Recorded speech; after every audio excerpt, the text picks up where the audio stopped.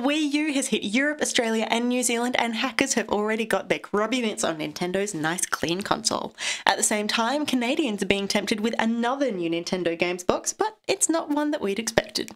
Grand Theft Auto is all over the news in a number of different ways, from Vice City to radios to petitions for 5. There's a new player record for Steam, BioShock Infinite scraps a controversial feature, End of Nations may have been scrapped altogether, a stunning Assassin's Creed 3-pack is being auctioned off for charity, and we get a good look at Mass Effect 3 Omega, all in this year's final edition of Player Attack.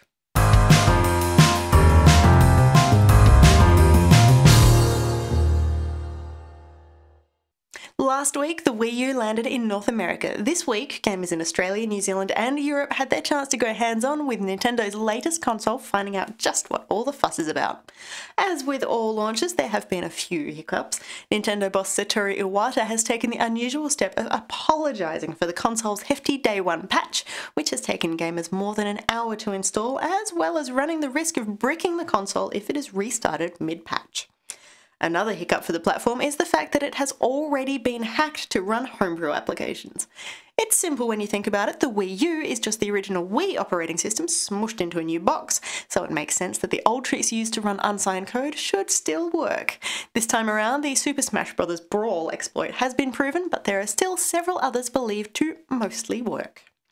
At the same time as all of this is going on, we keep hearing bits and pieces about a game called Yoshi's Land, which puts everybody's favourite dinosaur in his first big starring role on the Wii U. Unfortunately, at this stage, despite a couple of solid retailer leaks, Nintendo fervently denies the game's existence. Meanwhile, as many parts of the world were celebrating the Wii U, gamers in Canada were learning about another new Nintendo console coming exclusively to their region. The Wii Mini promises big fun for a mini price and sells for just under 100 Canadian dollars. The console will not have online connectivity or backwards compatibility, but it does come in a snazzy red and black colour scheme, so that's something. Tommy! Buenas noches! We're not in Liberty now. Yeah. We do things differently. We need to watch each other's back. You work for me now. The deal was an ambush. We were set up. That was my money, Tommy! That is a brand new trailer from a not so brand new game. Grand Theft Auto Vice City came out in 2002 for the PS2. Now, a decade later, technology has progressed far enough that the 10th anniversary edition of the game is coming out on a format that fits right in your pocket and arguably looks even better than the original. Grand Theft Auto Vice City will be released on December 7th for Android and select iOS devices. Check out your preferred app store for more details. And while you're in the Google Play Store, you might like to pop another term into the search box and look up GTA Radio. It's a handy little free app, Android exclusive, that squishes all of your favourite Grand Theft Auto radio stations from GTA 3 onwards into one handy device, and that includes all of the in-game, in-character advertising. And if you're looking forward to Grand Theft Auto 5 but would prefer to play it on PC rather than a console, an enterprising group of gamers has set up a petition to garner interest in a third platform for the game. Citing things like modifications as a huge part of GTA culture, the petition has currently seen more than 100,000 signatories since Rockstar co-founder Dan Houser commented that he would bring the game to PC as long as there was a market. Now, onto some quick things. Steam has ratcheted up a new record with 6 million gamers logged into the online gaming network concurrently last Saturday afternoon. To be precise, 6,046,314 gamers all at the same time. Irrational Games boss man Ken Levine polarised the gaming audience this week with just 2 words: no multi. BioShock Infinite will be a thoroughly solitary affair with no multiplayer action happening in Colombia.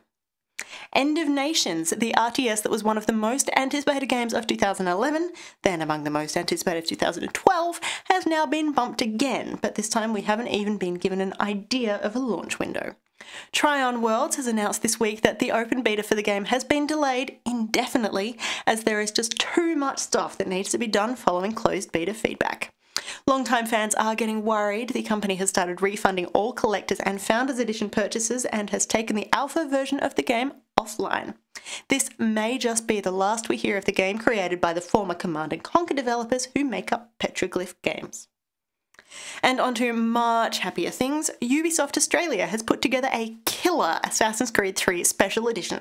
A custom-built trunk packed with the Freedom Edition of the new game, including a figurine, steelbook case artwork and bonus game content, plus a copy of Assassin's Creed Liberation for Vita, plus an Assassin's Creed backpack, USB postcard, notebook, belt buckle, figurines, keyrings, wristband and even more extra game content. The coolest thing about all of this, there are only 10 of them in the world, 8 of them are in Australia, and each of those are being auctioned off for charity, with all proceeds going to the Sydney Children's Hospital Foundation. For more information, check out playerattack.com. This is something action fans do not want to miss. And finally this week, a look at the fabulous new bit of single-player DLC for Mass Effect 3, which takes gamers right back to the seedy, unsavoury levels of Omega to fight side by side with the blue crime lord, Arya. The leader of the Cerberus occupation is General Oleg Petrovsky. He's a merciless bastard. So it begins.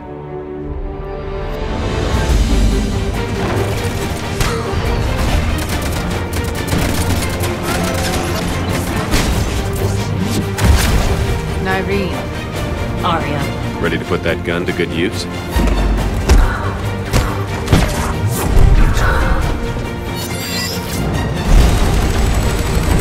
I say turn back.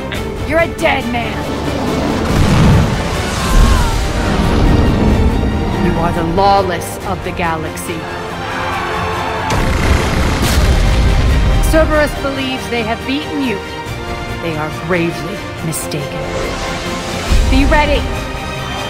Together we will take Omega back.